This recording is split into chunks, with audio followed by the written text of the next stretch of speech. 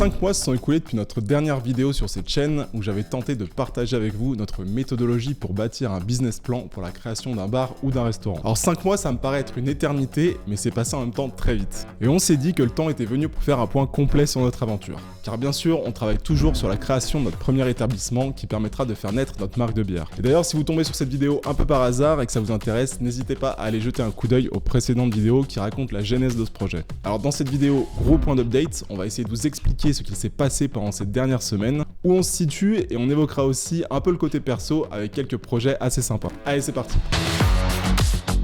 Bon, comme je vous ai dit, il s'est passé pas mal de choses et ça va nécessiter un effort de synthèse pour aller à l'essentiel afin que cette vidéo ne dure pas 1 heure. Donc lors de la dernière vidéo, on commençait juste notre recherche de lieu qui comportait un cahier des charges assez ambitieux. Alors je vais pas tout reprendre, mais pour résumer, on était à la recherche d'un lieu avec pas mal d'espace, pouvant concilier une ambition importante côté food, donc en visant une centaine de couverts, un espace de production pour la microbrasserie, sur le secteur de l'Ouest lyonnais, et avec l'idée de créer un concept cool où on peut faire des événements, où tout le monde puisse bien boire, bien manger et s'amuser. Donc pas simple sur le papier, très peu d'offres compte tenu de nos besoins et surtout de nos envies, et donc au final assez peu de visites effectuées. Mais parfois inutile de faire des centaines de visites pour trouver son bonheur, et donc c'est avec une certaine excitation les amis qu'on peut vous annoncer aujourd'hui qu'on a enfin trouvé notre futur lieu. Alors tout n'est pas encore contractualisé, et même si c'est une question de jours et qu'on aimerait vraiment pouvoir tout partager aujourd'hui, on va encore patienter un peu avant de donner tous les détails et notamment la localisation précise. Mais ce que je peux vous dire aujourd'hui, c'est que c'est un lieu qui coche vraiment toutes les cases en termes de superficie, de localisation, et ça va même au-delà en termes d'espace extérieur, de cachet. Bon, je m'arrête là, mais on a vraiment hâte de pouvoir partager tous les détails ici. Alors où est-ce qu'on en est exactement maintenant? Donc ce local, on l'a visité fin septembre 2024, donc ça fait déjà un moment. Il y a eu, on va dire, quelques semaines d'inertie dans la négociation sur le loyer, et ça aussi c'est l'expérience qu'on emmagasine, car on se rend compte que tout prend vraiment un temps de fou. C'est parfois même assez anxiogène, car on a l'impression de ne pas avancer comme il faudrait, et il faut pouvoir gérer tout ça. Alors pendant ce temps, on en a quand même profité pour faire énormément de choses, car c'est un lieu qui va nécessiter des travaux importants,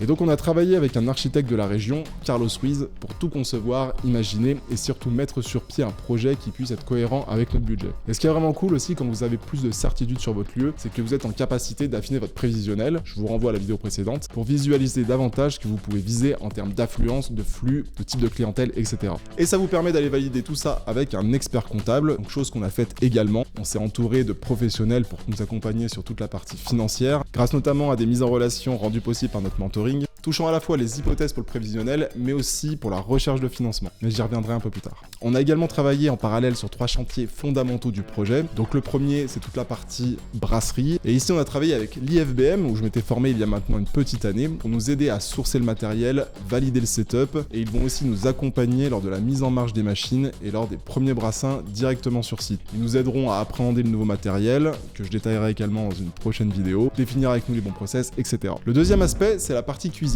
Et ça, c'est un sacré chantier, car avec l'ambition qu'on porte sur la partie food, c'est pas un chantier à négliger. Et c'est complexe, car il faut comprendre ce dont on a besoin exactement par rapport à l'offre qu'on veut mettre en place, l'agencer selon les possibilités offertes par le local, tout en pensant bien sûr à l'ergonomie pour les personnes qui vont travailler à l'intérieur, et en veillant également à optimiser tous les aspects sécurité et hygiène. Donc là aussi, essentiel de s'entourer de professionnels, et ici on a la chance de travailler avec notre archi Carlos, qui a une réelle expérience dans la conception de restaurants, mais aussi de brasserie, donc c'est hyper précieux pour nous. On a travaillé bien entendu avec des cuisinistes professionnels pour l'aménagement et le choix du matériel, et évidemment on bénéficie de l'immense expérience de notre mentor Jeff Tête-Doigt, qu'on embrasse, et qui apporte ses précieux conseils pour qu'on puisse faire les meilleurs choix au meilleur prix. Et ça nous apporte une valeur inestimable. Et troisième chantier, c'est l'offre en elle-même. Donc côté bière, on peaufine tout ça, on peut travailler en autonomie sur ce point, mais sur la partie food, on a également décidé de s'entourer d'un professionnel. L'idée c'est vraiment de proposer une food à la fois quali, bien sourcée, originale, qui se marie bien évidemment avec la bière, mais avec la volonté,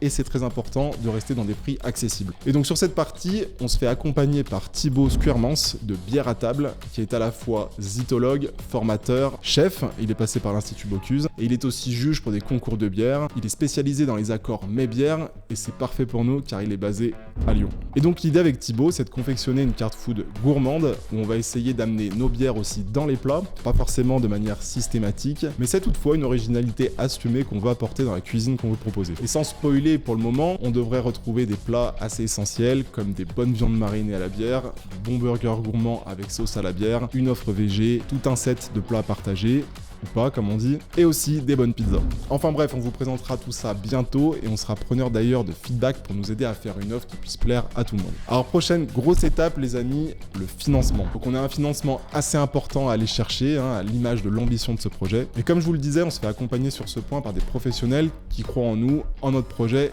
et c'est déjà bon signe. On s'attend pas à ce que ce soit une étape simple, il va falloir se battre, mais à date, on reste confiant dans notre capacité à convaincre. On a beaucoup travaillé depuis maintenant plus d'1 an et mis beaucoup de rigueur à bâtir un véritable écosystème de professionnels reconnus autour de nous pour pouvoir lancer ce projet dans les meilleures conditions possibles. Et on espère que ça va payer. Donc on est aujourd'hui dans une phase de finalisation des devis, on essaye de challenger tous les prix où chaque euro compte pour se donner le maximum de chance. On partagera là aussi tous les éléments lorsqu'on le pourra, on souhaite rester fidèle à notre envie de bâtir ce projet en public, mais c'est encore un peu trop tôt aujourd'hui pour donner tous les détails. Donc on croise les doigts les amis, on a déjà les plans détaillés, les vidéos 3D, et si on nous donne la possibilité de réaliser ce projet les amis, ça va juste être dingue. Je ne suis pas certain qu'un établissement comme celui-là existe sur la région lyonnaise, c'est pour vous dire. Donc on est déjà vraiment super excités à l'idée de partager ce que ça va donner très bientôt, et bien sûr d'ouvrir au public, on l'espère, d'ici quelques mois. Donc dans le timing, j'enregistre cette vidéo le 27 février, on espère être prêt et pouvoir donner le go pour notre partenaire pour aller chercher notre financement aux alentours du 20 mars, et en fonction des rendez-vous qu'on devra faire, les présentations, on devrait avoir les réponses 15 jours à 3 semaines plus tard, donc dans la première partie du mois d'avril on va dire.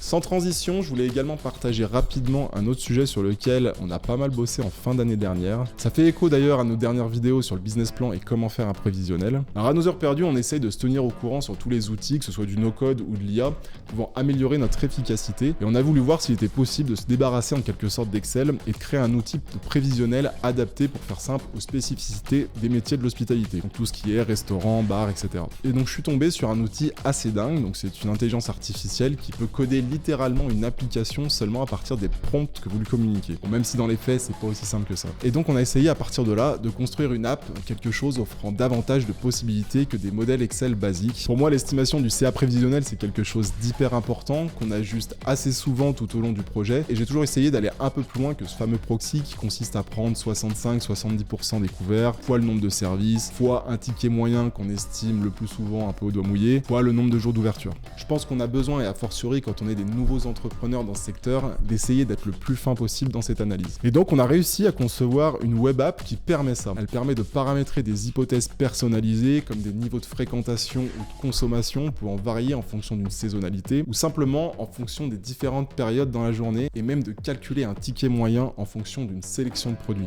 Vous pouvez également y paramétrer vos marges, permettant d'évaluer par exemple un food cost précis, mais aussi d'autres fonctionnalités super utiles comme la possibilité de faire des prévisions de staffing et donc d'évaluation de masse salariale ajustée en fonction des saisons. Et donc après quelques semaines de travail qui ont occupé pas mal de nos soirées, on a atterri sur une première version qui fonctionne bien et dont on est plutôt fier. Et plutôt que de le garder pour nous, on s'est dit que ça pourrait être cool de le partager avec d'autres entrepreneurs pour les aider dans cet exercice, voir si l'outil est vraiment utile, s'il est facile à prendre en main, et voir pourquoi pas comment il pourrait évoluer. Donc si ça vous intéresse, on va préparer dans la foulée de cette vidéo une autre vidéo pour vous montrer comment ça fonctionne. On en profite qu'on a sorti le matos aujourd'hui, et les deux vidéos sortiront probablement en même temps. Et donc on s'en parle juste après. Encore sans transition, autre actualité chaude du moment, le marathon de Paris les amis. Alors pour le coup, pas grand chose à voir avec le sujet de cette chaîne, mais je me suis dit que j'allais en parler rapidement parce que ça prend beaucoup de place également dans nos vies en ce moment. Donc je serai présent sur la ligne de départ dans le SAS de 4h15 pour cette prochaine édition qui se déroulera le 13 avril prochain. Alors j'ai déjà couru le marathon de Paris, c'était en 2015, et je me suis dit que le timing était plutôt cool pour faire cette sorte de 10-year challenge avec un peu plus de préparation cette fois-ci. Donc on va monter sur Paris en famille pour l'occasion, et donc si par hasard certains d'entre vous préparent aussi cette course mythique, n'hésitez pas à laisser un petit commentaire en dessous de la vidéo. Ça sera un plaisir, pourquoi pas, de se croiser sur la ligne de départ ou d'arrivée. Et enfin, la dernière news les amis, et pas des moindres, nous sommes heureux de vous apprendre que notre famille va s'agrandir. Et oui, ça sera un petit gars cette fois-ci qui va venir renforcer à la fin juin la Team Boulders. Donc on est évidemment super heureux et impatient de faire les présentations, de lui présenter sa grande sœur, ça nous promet des moments magiques. Bon, on est conscient aussi que ça ne va pas être simple de tout gérer, mais comme on a coutume de dire, les chemins les plus difficiles mènent souvent aux plus belles destinations, et on a la chance d'être bien entouré. Donc on est super content et super excité de voir tous ces beaux moments arriver. Et voilà les amis, c'est tout pour cette vidéo update de février. Prochaine vidéo probablement pour les résultats du financement dans un bon mois, donc on croise les doigts. Un grand merci à tous ceux qui auront regardé cette vidéo dans son intégralité. 2025 sera épique. C'était Pierre, ciao ciao.